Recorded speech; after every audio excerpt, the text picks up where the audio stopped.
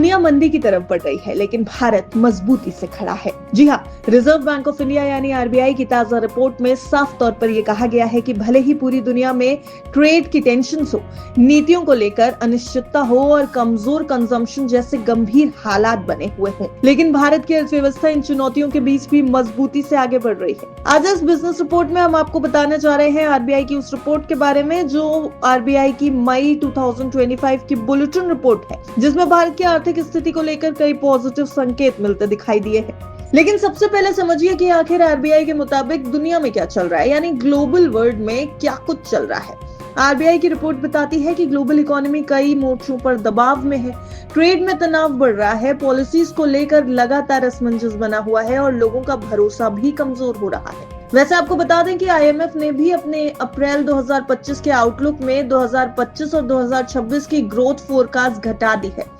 खासकर एशिया के उभरते बाजारों पर टैरिफ का बुरा असर पड़ रहा है। लेकिन वहीं दूसरी तरफ भारत में क्या हो रहा है? इन सब चीजों के बीच, इन सब इकोनॉमीज में बढ़ती अनसर्टेनिटीज के बीच भारत की अर्थव्यवस्था ने एक बार फिर अपनी ताकत दिखाई है।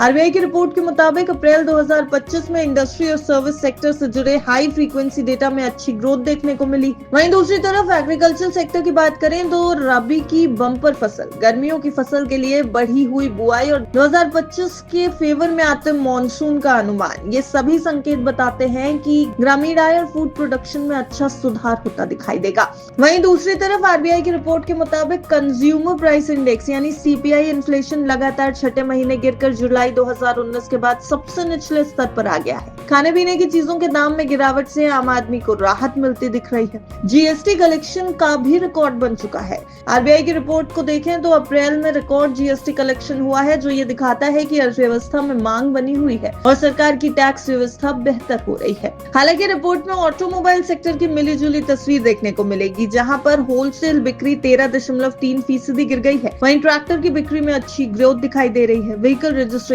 में 2.9% की बढ़ोतरी दर्ज की गई है। रिजर्व बैंक ऑफ इंडिया की रिपोर्ट में शेयर बाजार और फाइनेंशियल मार्केट्स में काफी सुधार देखने को मिल रहे हैं। अप्रैल में थोड़ी अनसर्टेनिटी जरूर दिखाई दे रही है, लेकिन मई के तीसरे हफ्ते से बाजारों में सुधार देखा गया है, ये रिपोर्ट में दर्शाया जा रहा है। और इस पूरी रिपोर्ट में आरबीआई की तरफ से एक बड़ी टिप्पणी की गई है, एक बड़ी राय दी गई है। आरबीआई का कहना है कि भारत की इकोनॉमी न सिर्फ स्टेबल है, बल्कि इसमें पॉलिसी स्टेबिलिटी, राजनीतिक स्थिरता और मजबूत मैक्रोनॉमिक फंडामेंटल्स का पूरा सपोर्ट है। यही वजह है कि जब पूरी दुनिया अनसर्टेनिटी से जूझ रही है, भारत निवेश के लिए एक भरोसेमंद जगह बना हुआ है। तो वहीं जब पूरी दुनिया मंदी की आशंका से घबराई हुई है, भारत उम्मीद की किरण बनकर उभर रहा है और यही समय है भारत की ग्रोथ स्टोरी में भरोसा जताने का। वैसे आपकी क्या राय है? आरबीआई ने तो पॉजिटिव संकेत दे दिए हैं इंडियन इकोनॉमी को लेकर के, और चौथी लार्जेस्ट इकोनॉमी बनने के संकेत भी आरबीआई की रिपोर्ट में से दिखाई देने लगे हैं। लेकिन आपकी क्या राय है? हमें कमेंट सेक्शन में जरूर बताइएगा। अगर आपको ये वीडियो पसंद आया हो तो वीडियो को लाइक और शेयर जरूर करें। चैनल को सब्सक्राइब करना बिल्कुल ना भूलें। ब्यूरो रिपोर्ट विस्तार।